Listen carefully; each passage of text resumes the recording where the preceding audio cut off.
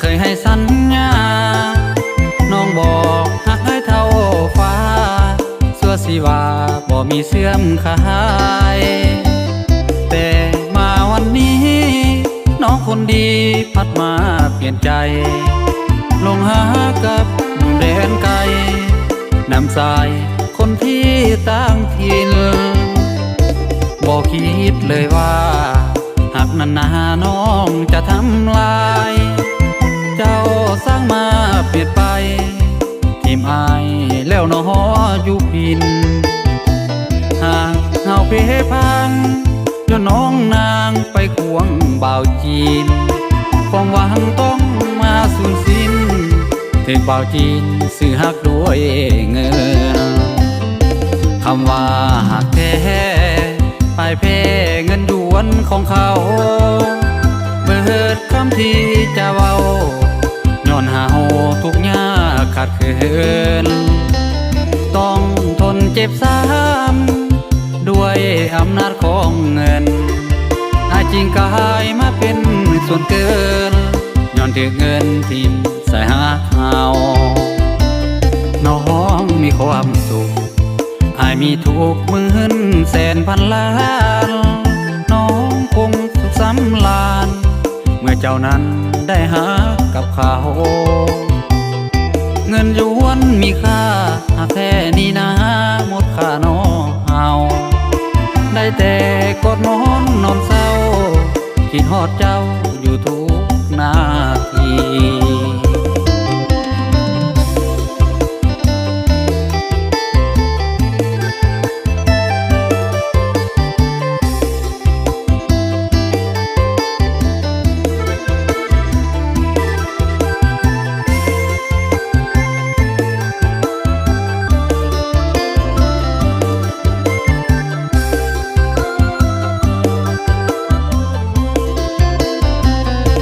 คำว่าหักแท้ไปแพ้เงินด่วนของเขา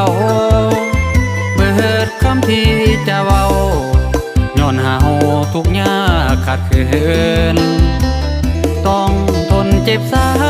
ำด้วยอำนาจของเงินอาจจริงกายมาเป็นส่วนเกินย้อนถึงเงินที่ใส่หาเขาน้องมีความสุขอายมีทุกหมื่นแสนพันล้านน้องคงสุขสำราญเมื่อเจ้านั้นได้หากับเขาเงินหยวนมีค่าหากแค่นี้นะหมดค่าน้องเฮาได้แต่กอดน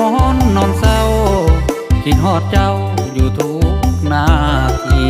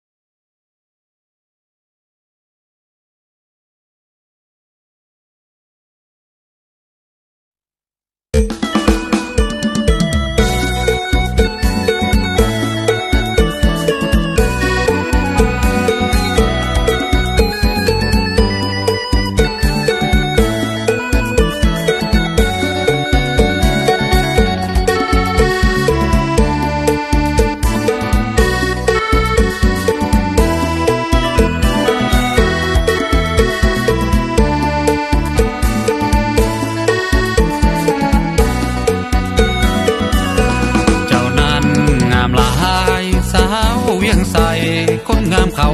สาน้องงามเหมือนดังดาราสมแล้วนะเขาสาลือกันเจ้าสาวงามเด่นเมื่อมาเห็นสาวเขตเทศบาลสาวเขตเสียงหลวงแห่งนั้นสวยละวันแม่นวลละออเขตกลางเสียงแม่จังเม่นแก้มขาวยูนพูนสาวเขตทินเมืองพูนเนื้ออุ่นคืองามแท้นอ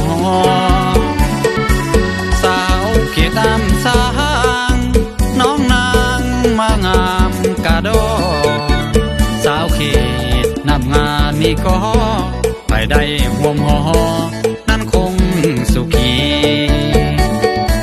สาวเกณฑ์โฮมทองงามของยามยิ้มส่งมาเขตสวยสาวงามโสภายามเว้าจาจึงใจทุกทีสาวอยู่เขตจางามขนาดนำใจแสนดีเขตสอนเพชรสาวงามอีลีแม่ยอดคนดีผู้งามขาวผ่องสาวเขตเมืองปานเจ้านั้นน่าฮักจับใจสาวเขตปัวแห่งนี้งามหลายสวยวิไลสาวเขตโพนทองบ่แม่นตั้งเว้ายกย่อเจ้าดอกแม่เนื้อทองใครเห็นก็อยากไม้ปองหักกับน้องสาวเมืองเวียงสาย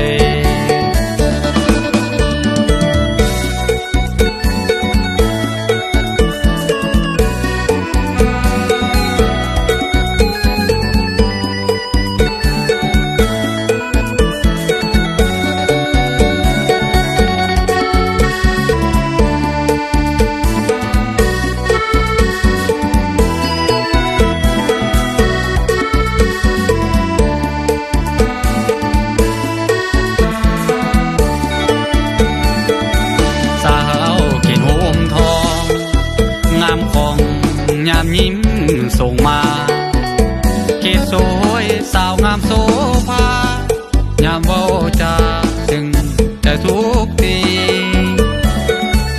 สาวอยู่เขตจางามขนาดนำใจแสนดีเขตสอนเพชรสาวงามอีลีแม่ยอดคนดีผู้งามขาวผ่องสาวเขตเมืองปานเจ้านั้นน่าฮักจับใจสาวเขตปัวแห่งนี้งามหลายสวยวิไลสาวเขตโพนทองบ่แม่นตั้งเว้ายกย่อเจ้าดอกแม่เนื้อทองใครเห็นก็อยากไม้ปองหักกับน้องสาวเมืองเวียงสาย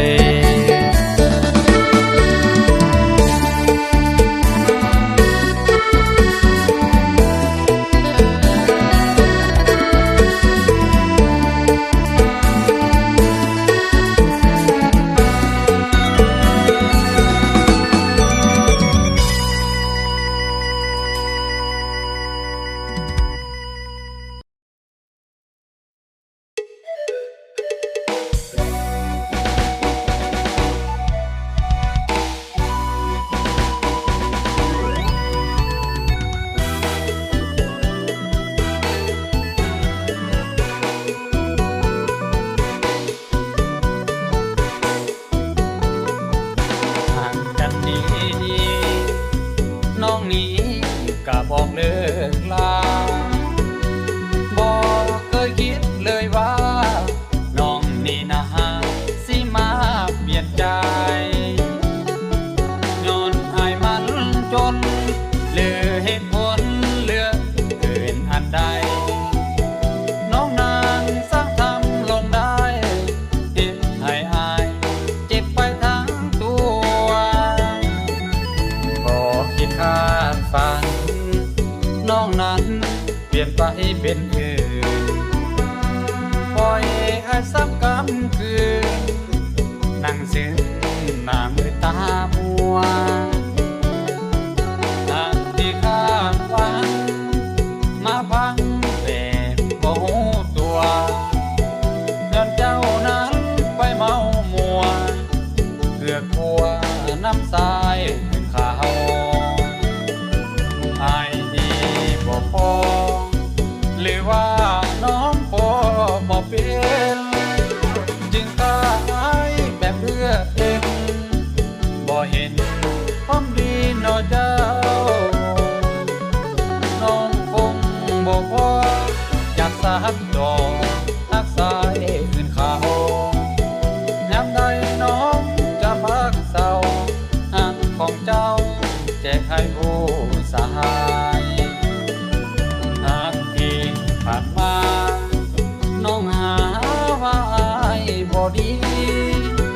ทุกอย่างทำได้เพียงนี้น้องอยากหนีซอกหาเรื่องใส่ทำดีทุกอย่างแต่น้องนางเจ้าก็เห็นใจเจ้านั้นอยากมีสายใหม่ยอมหลีกทางให้หากน้องบอกพอ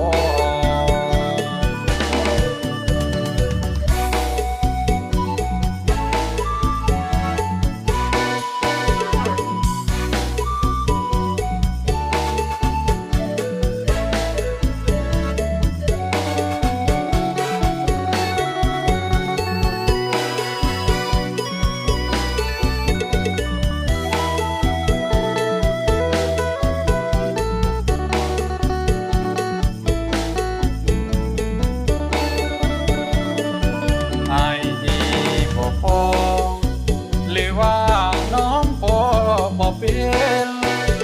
จึงพาไว้แบบเพื่อเองบ่เห็นความดีนอเจ้าน้องคงบ่พออยากสักดอกทักสายขึ้นเขายามใดน้องจะพักเศร้าหักของเจ้า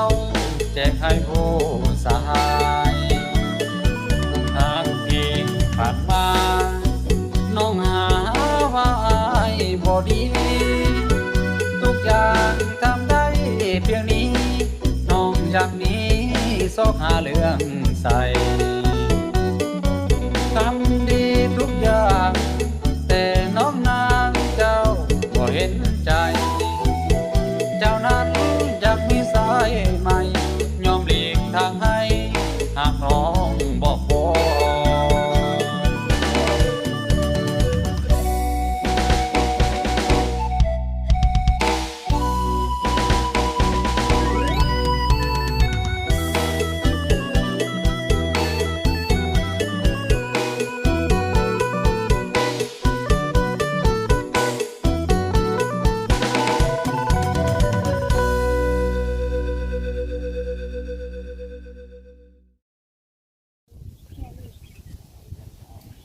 เว้น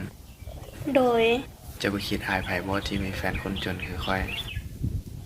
บ่เคยคิดอายเลยที่มีแฟนหล่อๆคือเจ้าแม่นว่าโดยเจ้าบ่ต้องคิดหยังหลายเด้อเรื่องเงินคำเป็นของนอกกายสิ่งสำคัญเฮารักกันด้วยความจริงใจก็พอโดยข้อยจะอดทนหาเงินมาสู่ขอเจ้าไวๆเด้อ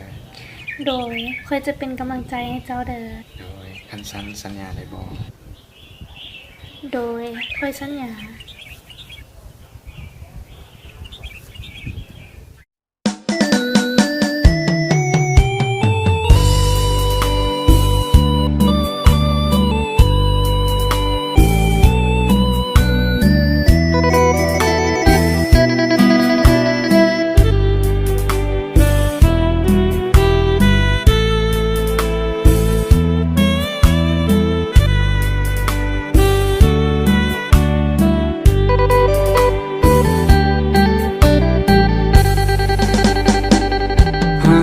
ในเบื้องต้น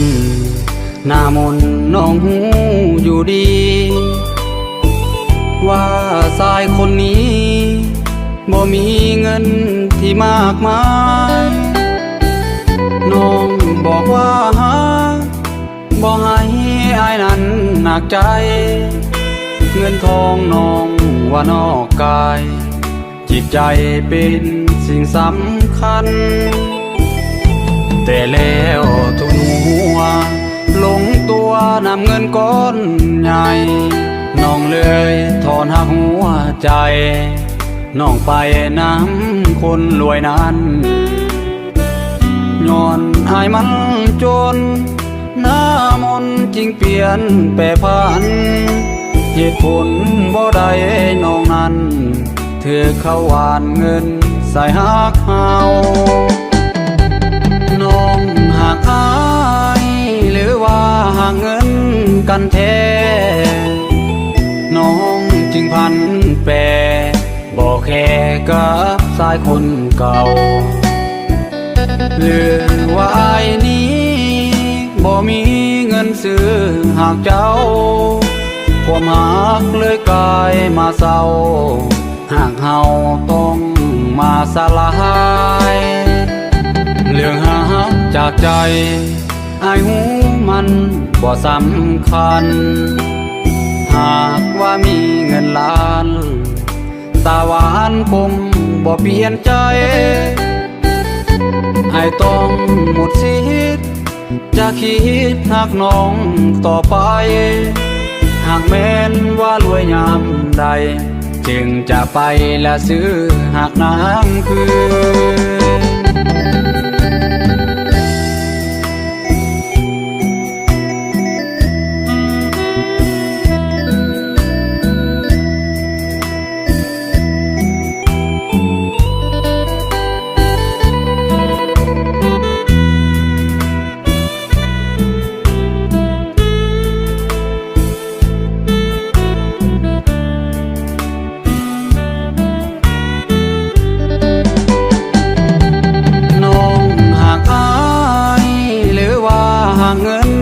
กันแท้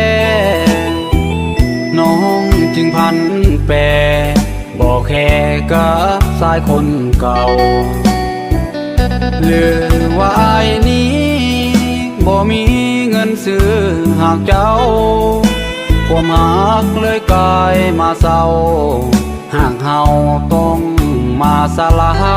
ยเรื่องหักจากใจอายหูมันบ่สำคัญหากว่ามีเงินล้านตาหวานคงบ่เปลี่ยนใจอายต้องหมดสิทธิ์จะคิดหักน้องต่อไปหากแม้นว่ารวยยามใดจึงจะไปและซื้อหักนางคืน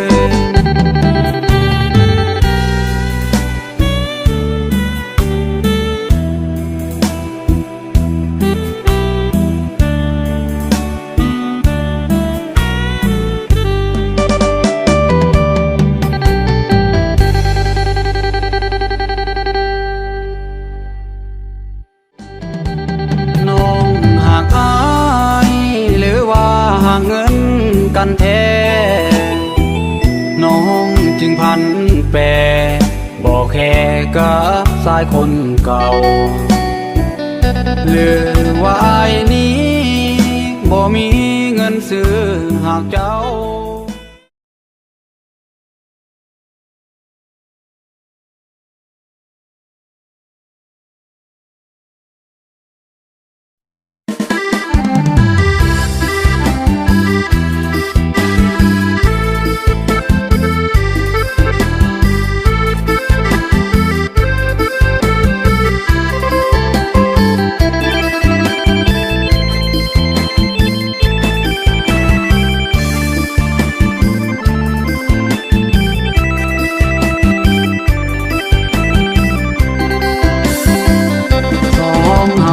ไว้หุบปันองค์ใหญ่เจ้า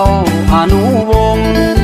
อธิษฐานให้ฮักมันคงเจ้าอนุวงศ์จงช่วยบันดาลให้ฮักข้าสองสมปองส่วนนิดนิรันดร์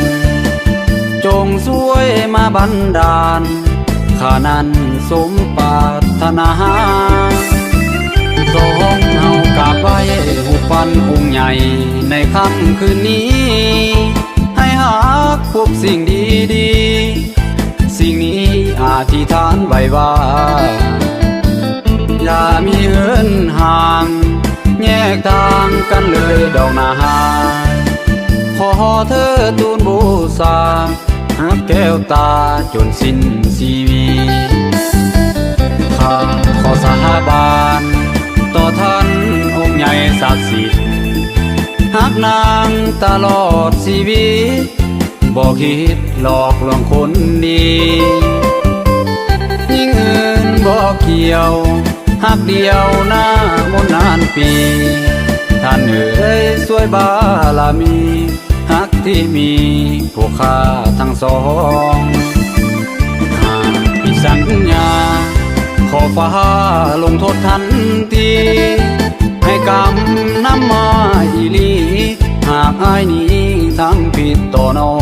งขอให้ตัวท่าน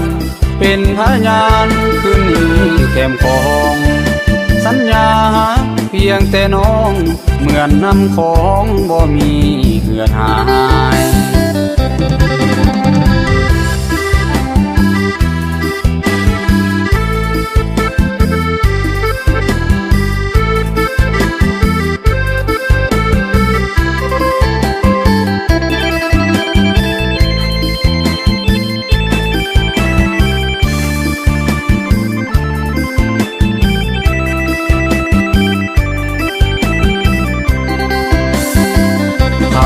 ขอสาบานต่อท่านองค์ใหญ่ศักดิ์สิทธิ์หักนางตลอดชีวิตบ่คิดหลอกลวงคนดียิ่งอื่นบ่เกี่ยวหักเดียวหน้ามนต์นานปีท่านเอ๋ยช่วยบารมีหักที่มีผู้ค่าทั้งสองหากผิดสัญญาขอฟ้าลงโทษทันทีให้กรรมนำมาอีหลีหากอายนี้ทำผิดต่อน้องขอให้ตัวท่านเป็นพยานคืนนี้แก้มของสัญญาเพียงแต่น้องเหมือนน้ำของบ่มีเหือดหาย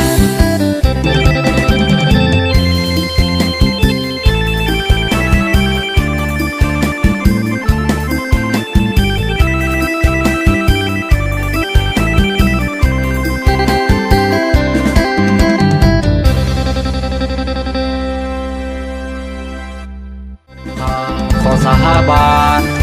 ต่อท่านองค์ใหญ่ศักดิ์สิทธิ์หักนางตลอดชีวิตบ่คิดหลอกลวงคนดี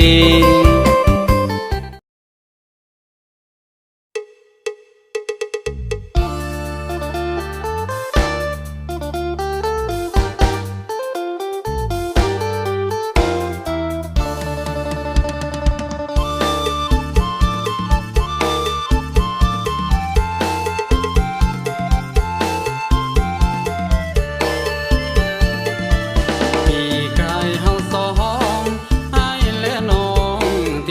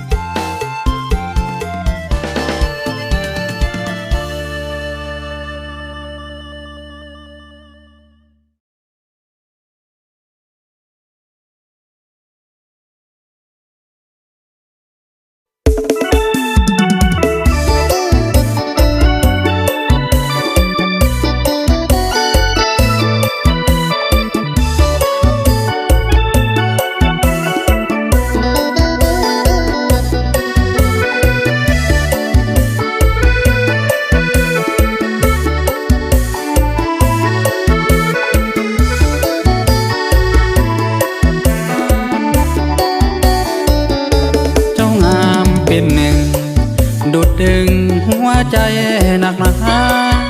สาวงามสามเมืองลงมา งามแท้นาสมคำย่อย่อหูห่างผิวพันเจ้านั้นข้าวงามพูดพองให้เห็นก็อยากไม้ปองหากกับน้องตลอดสีวาหอยยิ้มแสนหวานสะท้านหัวใจไอ้นี้อยากฝากคนดีน้องนี้สิได้บ่นาเหลือบุญไอ้น้อยบ่คอยสิสมการดาย่านแต่บุญวาสนาเกิดมาบ่สมน้องนางสาวเมืองโซเบาสมคำเก่าเขาสาลือไกลสาวเมืองเสียงข้องามหลายบ่มีไผเปรียบปันน้องนางเมืองแอดแห่งนี้งามอีหลีแม่ยอดกิ่งบานเห็นแล้วบ่อยากเหินห่างไกลจากนางเสียวินาทีอยากมาเป็นเคยน้องเอ๋ยไอ้เว้าจริงใจจังแม่นเฮ็ดหน้าเฮ็ดให้ก็พอใจหากน้องยินดีถ้าได้กับน้องงมห้องไอ้คงสุขีสาวงามสามเมืองแห่งนี้งามอีหลีเหลือพันละนา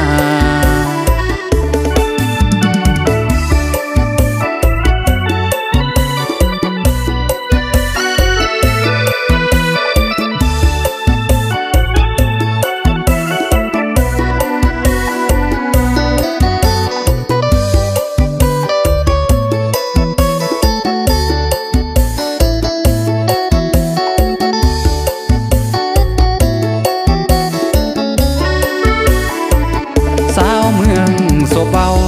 สมคำเก่าเขาสาลือไกล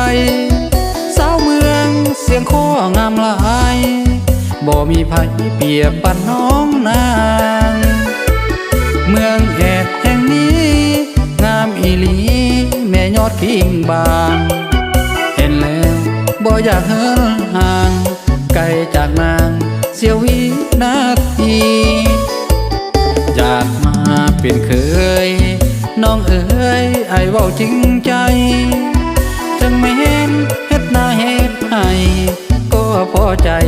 หากน้องยินดีถ้าได้กับน้องงมห้องไอ้คงสุขีสาวงามสามเมืองแห่งนี้งามอีหลีเหลือพันละนา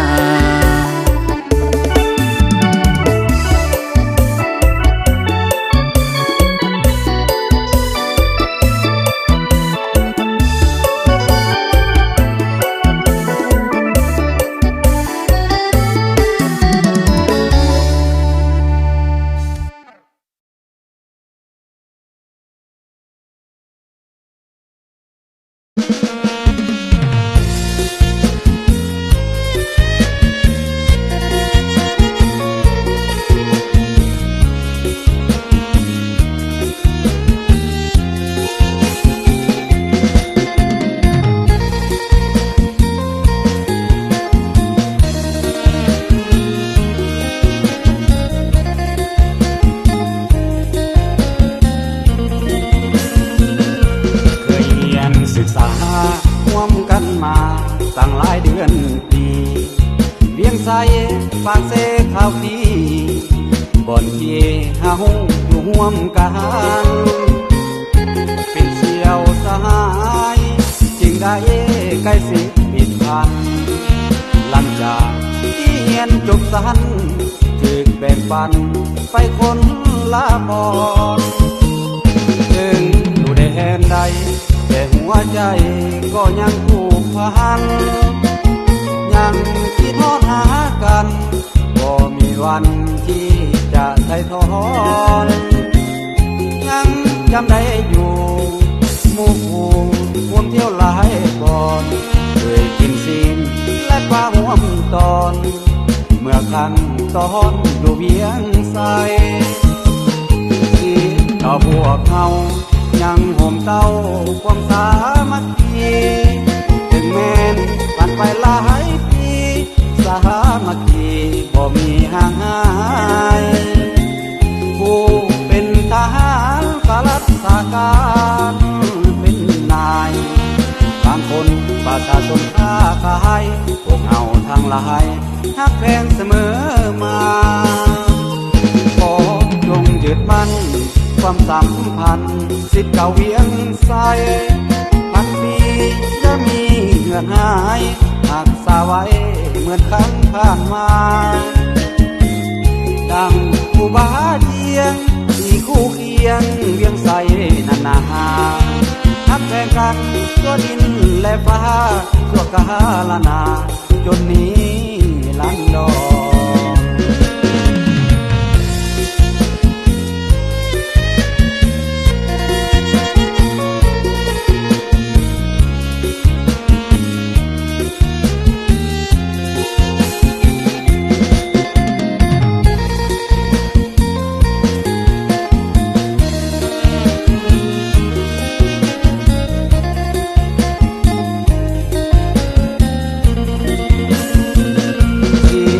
พวกเขายังห่มเต้าความสามัคคีถึงแม้นผ่านไปหลายปีสามัคคีบ่มีห่างหายผู้เป็นทหารข้าราชการเป็นนายบางคนประชาชนค้าขายพวกเอาทางหลายฮักแพงเสมอมาขอจงยึดมั่นความสัมพันธ์สิทธิ์เก่าเวียงใสพันปีจะมีเหือดหายหักษาไว้เหมือนครั้งผ่านมาดังผู้บาเยียงที่คู่เคียงเวียงใสนานาฮักแพงกันตัวดินและฟ้าตัวกาลนาจนนี้ลันดอน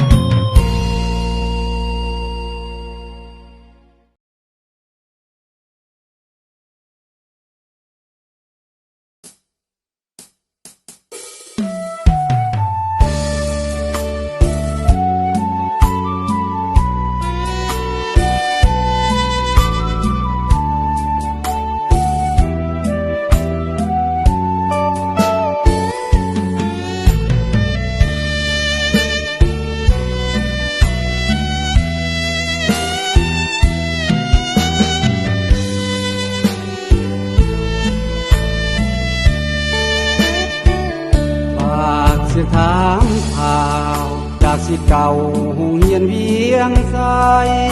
ถามข่าวถึงอาจารย์ทางหลายยังสบายแข็งแรงบ่เจ้าจากกันมาดนทุกคนคิดโหดบ่เศร้าลูกศิษย์อาจารย์คนเก่าคิดโหดเจ้าอยู่ทุกนาทีบ่อยากจากจอดแต่ย้อนหน้าที่เวียกงานสิ่งใดเหินห่างจากกันเขตถิ่นฐานว่าเจียงแห่งนี้หากมีเวลาจะหวนมาเยี่ยมยามอีกทีทุกท่านจงได้สุขีอย่ามีความทุกข์หม่นหมองสิทธิ์เก่าเวียงใสอยู่ได้เห็นใดยังบ่ลืมเลือนอาจารย์นั้นเปรียบเสมือนพ่อแม่คนผู้ที่สองเป็นผู้กำเนิดแจ้งเกิดความรู้พวกน้องสอนสั่งความดีถูกต้องให้พวกน้องทุกคนนี้นะสิทธิ์เก่าใดดีบ่มีจะหลงลืมไหลยังจ จุดจำฝังใจเลี้ยงใสเคยเฮียนศึกษาบุญคุณของเจ้าพวกเฮาขอน้อมรักษาขอเถิดทูลบูชาจนสีไฟว่าบ่มีวันลืม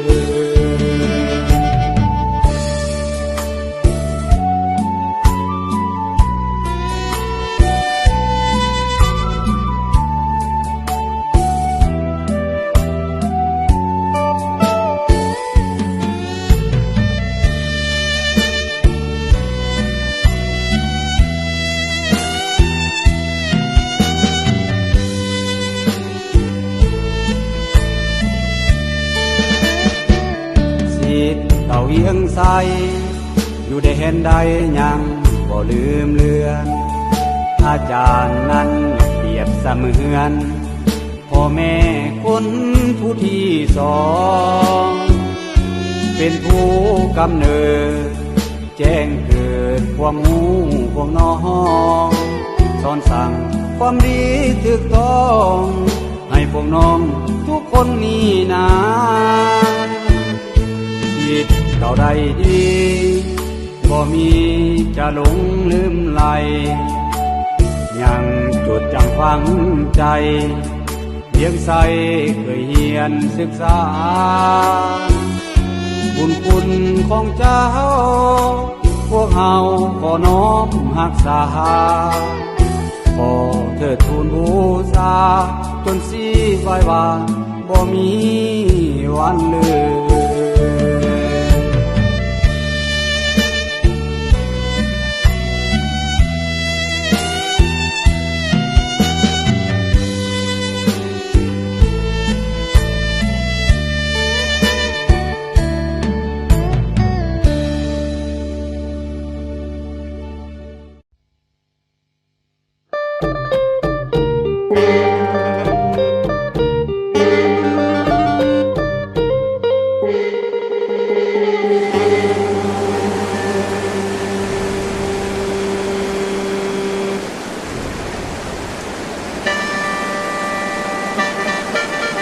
ฝน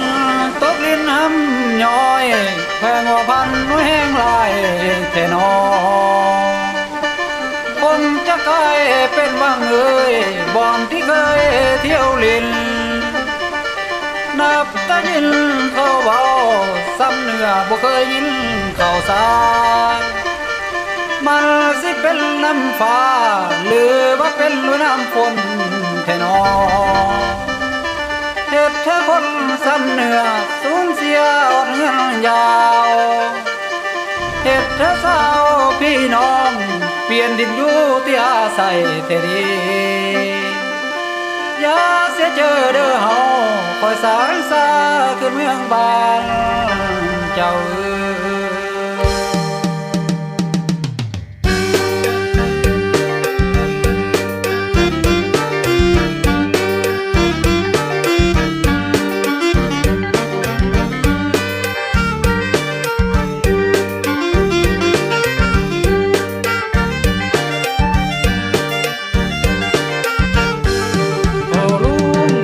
ป้าเอาหน่อยใหญ่เคยสุขใจอยู่แล้วมาตั้งหลายปี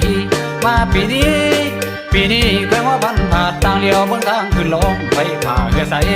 สายทางใต้เสียงขอน้ำต่อเจือนสายทางใต้เสียงขอน้ำต่อเจือนนางมันเงินหอดบ้านนะพี่น้องลูกหลานจึงได้สร้างสายทางต่อเจือนเอกในรถนั่นเคลื่อนแล่นได้สะดวกดีมาบัดนี้แห่งสิมีความสุขผูกใจเด้สุเมาผู้ห่างไกลและเหมือนบ้านเพียงสายนั้นทินทางเปิ่นสาก็มีความเก่าหน้าและเรื่องเจริญเส้นทางขึ้นน้ำเงินเปิดสร้างใหม่เส้นทางนั้นไปมาเปิดสร้างใหม่ขอแต่เจ้าพอใจกะเดียวยืนยองยามหน้าท้องไตละพันใส่ทงจองอีสุดทางขึ้นลงรถแต่บ่ขาดสายเขตสองบานแก้วน้องไว้กวงไงเขตสองบานแก้วน้องไว้กวงไงไปได้ชมเดียวลิ้นเลยเรื่องเท่แน่นอนน้องว่าบ้านหน้าท้องมองเก่ามีเดินบินเป็นเขาก็เอาอย่างไม่กลัวเดินวินนั่นละน้องข้างสางไม่เดินวินนั่นละน้องข้างสางไม่สีวิไลกระดูกเก่าเลยเรื่องกว่าหลังฟังใจเด้ละหัวพันบานเก่าฟังใจเด้ละหัวพันบานเก่าบานมีความมองเศร้ากับหมดสิ้นบ่เห็นเ เป็นจังสีเส้นมาเบิ่งน้ำกันเส้นไปเที่ยวหัวพันมาชมให้มันหนูมันหนูให้มันหนูมันหนูให้มันหนู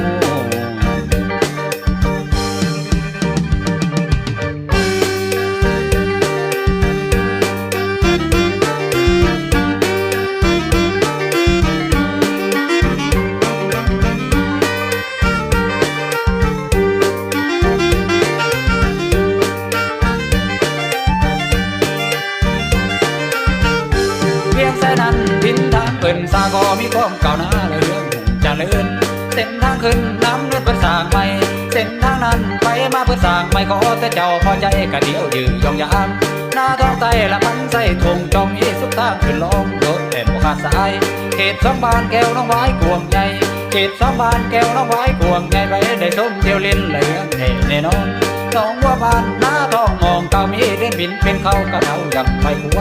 เดินบินนั่นละน้องข้างสางไม่เดินบินนั่นละน้องข้างสางไม่สีพี่ไล่กระโดดเก้าเลยพอละฟังใจเด้ละหัวพันบานเก่าฟังใจเด้ละหัวพันบานเก่าบ้านนี้ก็มองเศร้าก็หมดสิ้นบ่เห็น